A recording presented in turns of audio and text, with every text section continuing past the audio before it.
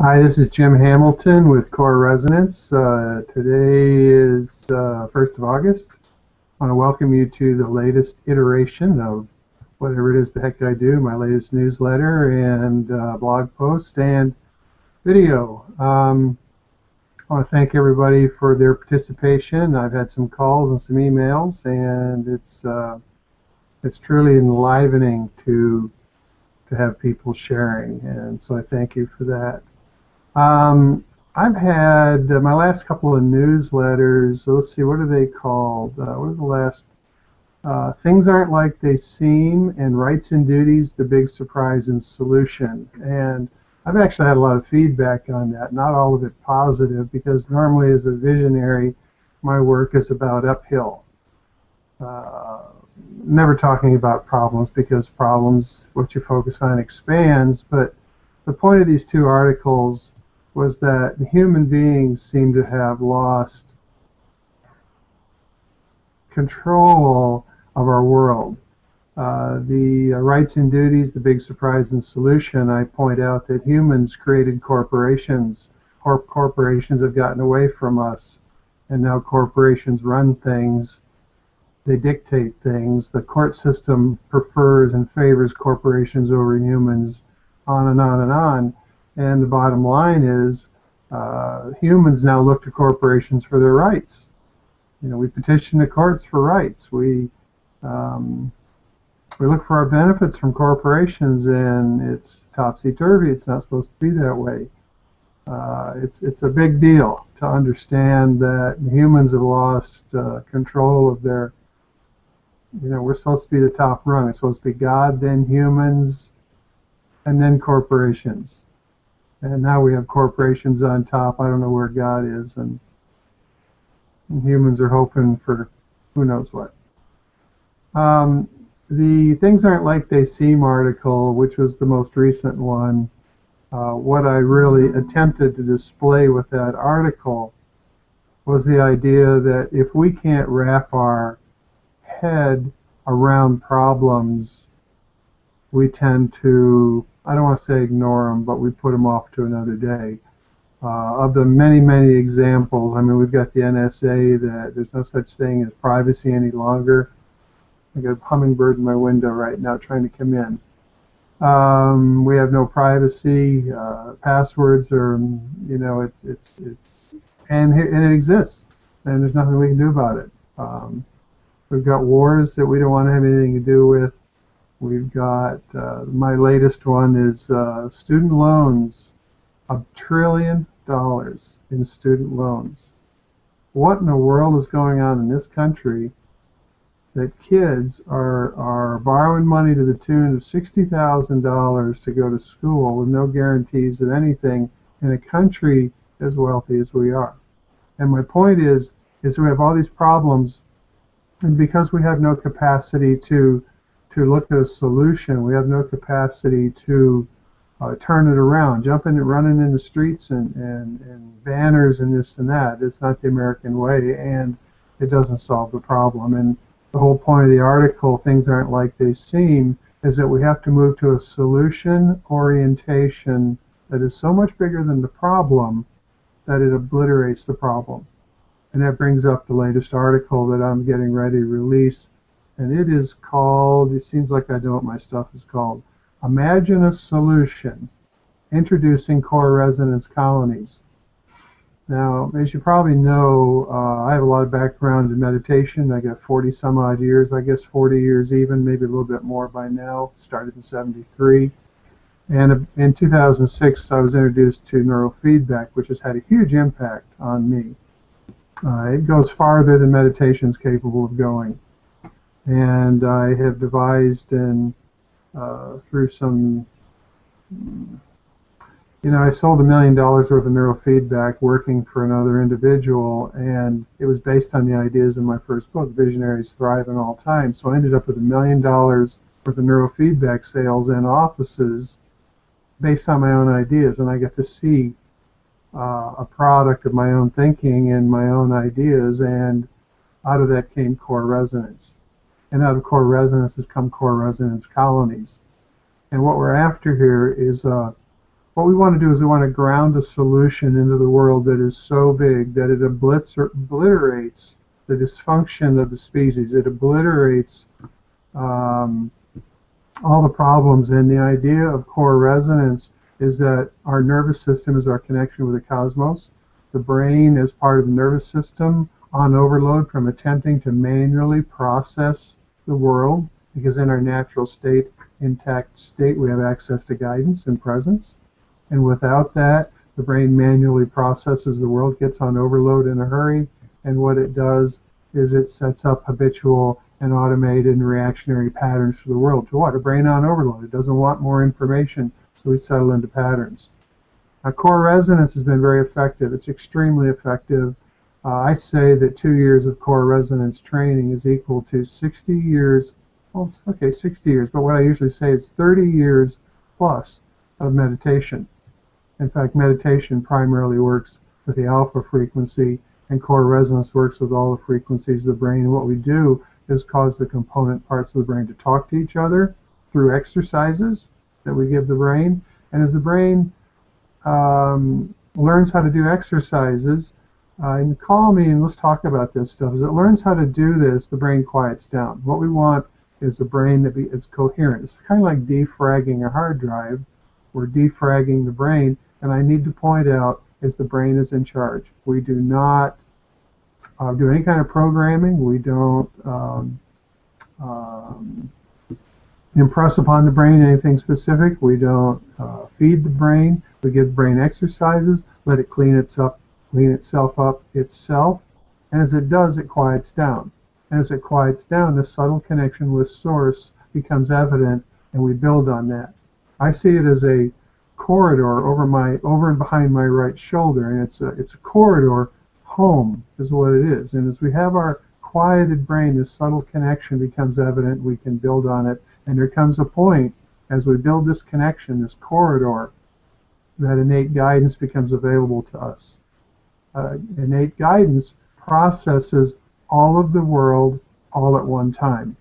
Joe Dispenza said there's 400 billion bits, 400 billion bits of information ever changing out there, and the conscious mind, the conscious brain processes at a rate of 2,000 bits a second. That tells me at least that the brain was never meant to be a processor in the first place. So as we quiet the brain, re-enable our natural state of connection, presence and guidance become available to us. It allows us to mesh with the whole. This is the beginning phases of what unconditional love is about. Now what the next phase of this is what I call core resonance colonies. And a colony is a group of 6 people. 6 people that are in geographical proximity to each other. In other words, they can share a core resonance system. And what we do in a colony is that we learn how to do core resonance. We learn how to do it on each other, with each other, support each other, and build a consensus of intention. And frankly, that'll show up pretty fast on its own, because as you knock the static and noise down in the brain, as you re-enable your natural state of connection, you will find a very interesting commonality that all 6 of you share. And the idea is to become coherent individually, and then coherent in a group, and then reach into the cosmos and ground solutions. The universe is solutions oriented. I worked with a physicist a few years ago. One of the things I learned from him is everything is unfolding, and what we need to learn how to do is participate in grounding the solutions orientation that actually exists in everything. So core resonance colonies, ultimately I want to see 1,300 of these. My first goal is 360, and my, of course, invitation is for you to look at what it is I do, and look at Core Resonance Colonies, my latest newsletter, which can be found at coreresonance.com in the blog section. And I want to welcome you into what we're doing. And by the way, let me add a few ideas. The first concept behind Core Resonance Colonies is, first off, that it's possible. I've been talking with Barbara Marks Hubbard a little bit. She works with Bruce Lipton. They're working with what they call pods. I believe that core resonance can, in quieting the brain and nervous system, give us a remarkably distinct capacity to reach into the cosmos, because we're putting the mind aside and we're working directly with the nervous system, talking with the cosmos. It's our natural state, actually. So anyway, first off, it's possible. The second premise is that it comes from Margaret Mead. Never doubt that a small group of thoughtful, committed citizens can change the world. Indeed, it is the only thing that ever has. Okay? Humans, if we could come up with a way to contribute to making the world a better place, and of course it's only going to be done from a conscious perspective, I know we would do it. And what I've created is a vehicle for human beings that care to get involved in changing the world, and I'll mention a little bit more in a second on that. The third premise is America's founding document, the Declaration of Independence. I always like to say when in the course of human events, but let me say this. It says, the second paragraph, we hold these truths to be self-evident, that all men are created equal and they are endowed by their Creator with certain inalienable rights, that among these are life, liberty, and the pursuit of happiness. This is a fundamental concept. This is for everybody. We don't really have that right now. I won't get into that too much right this second, but it talks about nature's God, that we are subservient or we're bound to nature's God, and the freedoms inherent in being a human being require that we line up with what's true, which is what these last two articles were about. The fourth premise of 12 I'm going to mention, it's called an exit strategy. I couldn't tell you how to pronounce the guy's name. He's Indian, and he's in Silicon Valley. And he identifies the fact that when we left Great Britain, we didn't try to fix it. We didn't fight with what was wrong. We left and we started something new. And his whole idea is that starting something new now is more of a virtual thing. In other words, it isn't about fighting in the streets. It's not about what's wrong. It's not about addressing what's wrong. It's not about addressing problems. It's going on to what's next. And that's what core resonance colonies is about. Let's see what the fifth premise is, just for fun. The Maharishi effect. Maharishi effect. I think that was 1993. 4,000 meditators converged on Washington, D.C. June 7th to June 30th, 1993. It was very well documented by sociologists, criminologists, all kinds of leading university people, representatives of from the police department, and on and on. They had my hair standing up on my arms. 23% drop in the crime rate in Washington, D.C. in that period of time that the meditators were there. And when the biggest group of them converged, was the highest drop in crime in Washington, D.C. Now that's people meditating. Meditating is very powerful, and core resonance is significantly more capable. Significantly. I want to see colonies all over the world. So let's see. I don't want to spend too much time there. You can read about this stuff in the newsletter. The core resonance colonies, big item. I think it's going to be very, very effective and very interesting. Change your world and change the world.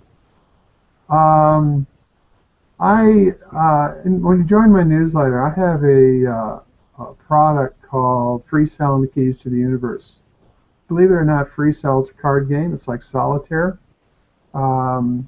You play it, and as you play it in a rote manner, mindless, if you will, you play and you lose, and you play and you win, and you want to win more games. What I discovered, especially when I was writing Visionaries Thrive in All Times, my first book, that as I started to lose the game, if I would stop and put the game away and come back to it at a later time, I would see moves that I couldn't see before.